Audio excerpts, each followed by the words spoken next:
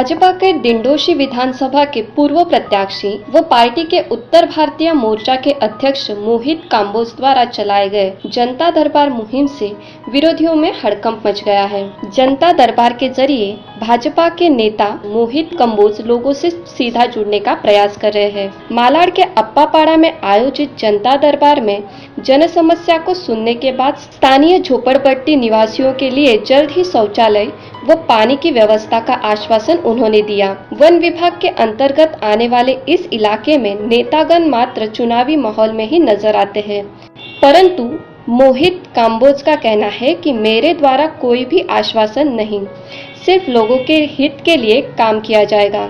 समय 24 के वरिष्ठ संवाददाता अरुण गुप्ता ने की खास बातचीत। आज मलाड के डिंडोशी विधानसभा क्षेत्र के तमाम उन जगहों पर यहाँ के पूर्व प्रत्याशी मोहित काम्बोज जी लगातार लोगों से संपर्क में नजर होते आ रहे हैं, चाहे वो पठानवाड़ी का हिस्सा हो, चाहे कोकनीपाड़ा, कुरार विलेज, यानी कि डिंडोशी विधानसभा क्षेत्र के अंतर्गत जितने भी वो स्थान हैं वहाँ पे अपने आप को लोगों तक संबोधित करके तमाम उन मुद्दों पे बहस के जरिए उन तमाम विषयों को जानने की कोशिश करें। मोहित जी क्या टारगेट है, क्योंकि इस प्रकार जनता दरबार लगाना और लोगों के बीच में समक्ष प्रत्यक्ष आना और बात करना, कई प्रत्याशी ऐसे आए हैं जो इलेक्शन के बाद नजर नहीं आए इसी डिंडोशी विधानसभा क्षेत्र में। आपने लगातार लोगों के बीच में रहना पसंद किया, क्या कहना चाहिए? देखिए, ऐसा है कि जब भी कोई आदमी राजनीतिक जीवन में आता है और आने के बाद कभी भी चुनाव लड़ता है और सामाजिक काम करने की इच्छा रखता है, हार जीत तो एक पहलू है। मेरे को ऐसा मानना है कि आज मैं चुनाव लड़ा, चुनाव हारा, लेकिन जिन लोगों ने मुझे वोट दिया तो उन्होंने तो कोई गुनाह नहीं किया। उनके बीच में जाके उनके जो काम अधूरे काम है या जो उनकी आज इश्यूज हैं, प्रॉब्लम्स हैं, उनको कैसे दूर कर सकते हैं, उसके प्रति हम लोग वचनबद्ध थे और हमने चुनाव में जो वचन दिए उसको निभाने के लिए, पूरा करने के लिए हम अपने बीच में लोगों के बीच में आए हैं।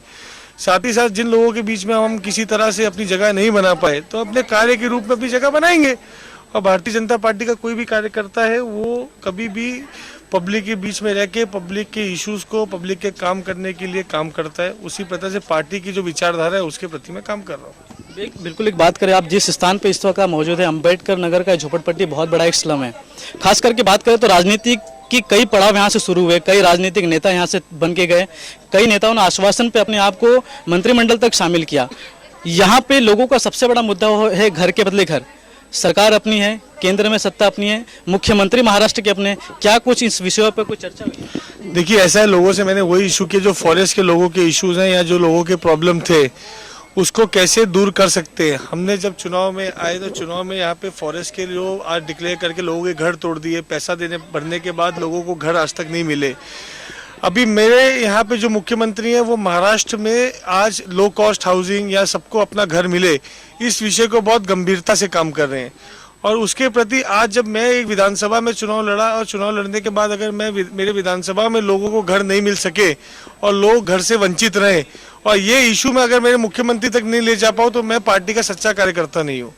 उस विषय को मैं मेरे पार्टी के मुख्यमंत्री तक ले जाने के लिए मैंने आज पब्लिक से मीटिंग की और मैं ऐसा विश्वास रखता हूं कि मेरे यहाँ पे लोग बहुत जल्द से जल्द मुख्यमंत्री जी के नाम पे पत्रक बना के हमारे पास आएंगे और मुख्यमंत्री जी इसके ऊपर जल्द से जल्द कोई ना कोई इसके ऊपर एक मीटिंग बुला के इस विषय को गंभीरता से लेंगे और लोगों के इशू को सॉल्व करेंगे। बिल्कुल, जनता दरबार का जरिए आप लोगों से जुड़े। आज अम्बेडकर नगर इस झोपड़पट्टी में आप बैठे हैं, तमाम वो जो चेहरे आपके सामने टकटकी लगा के देख रहे हैं कि जो उनको कुछ विश्वास आश्वासन है, चाहे वो पानी की सुविधा है, चाहे शौचालय की सुविधा है।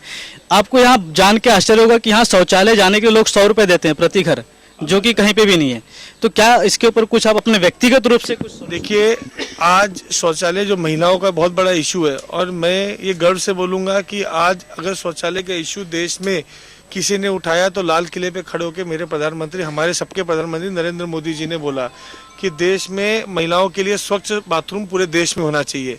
तो जो पार्टी की आज प्रधानमंत्री की विचारधारा देश में, जब वो लाल किले पे पहला झंडा उन्होंने फहराया तो उनके भाषण में उनका जो था कि महिलाओं को स्वच्छ टॉयलेट पूरे देश में होना चाहिए, ये विचारधारा जब हमारे देश के प्रधानमंत्री की है तो उसके प्रति मेरा काम करना मेरा फर्ज बनता है। और मैं जब यहाँ पे क्षेत्र के अंदर मेरे को जवाबदारी मिली है तो फॉरेस्ट के अंदर आज जो महिलाओं के इश्यूज हैं उसको कैसे सॉल्व कर सकते हैं। हाँ, मैं अगर आज आमदार होता तो मैं ये वचन देता, मैं इससे भाग नहीं सकता था, मैं जरूर इसका अभी तक कुछ ना कुछ हल कर चुका होता। लेकिन मेरी भी बाजुएं कहीं ना कहीं संविधान में आके आज विधानसभा में इशू उठाना, अधिवेशन में मुद्दे को उठाना, या खासदार होते तो खासदार आज लोकसभा में मुद्दा उठाते, नगर सेवक होते तो कॉरपोरेशन में मुद्दा उठाते।